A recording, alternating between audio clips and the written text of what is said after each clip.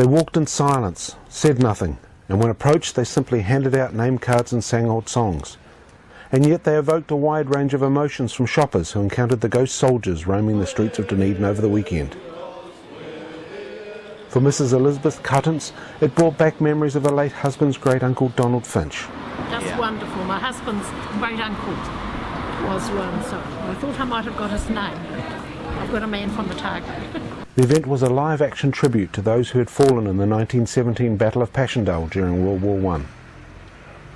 10 young soldiers and actors left Knox Church and slowly walked along George Street, stopping briefly at the Meridian and Wall Street before continuing on to the railway station and Toitu Museum, before they finished up at Queen's Gardens.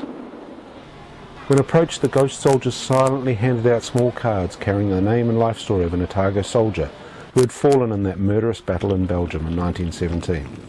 The organiser of Dunedin's Ghost March, Lieutenant Colonel Amanda Jane Brosnan, said she was impressed by the range of responses from people watching the unique event. So the older people, they read them and you can see them just reflecting.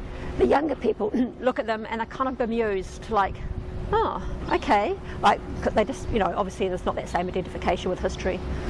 The platoon commander of Dunedin's Bravo Company 24 Royal New Zealand Infantry Regiment, 2nd Lieutenant Daniel Palmer, said he was very proud to have represented the soldiers who had fallen in the battle.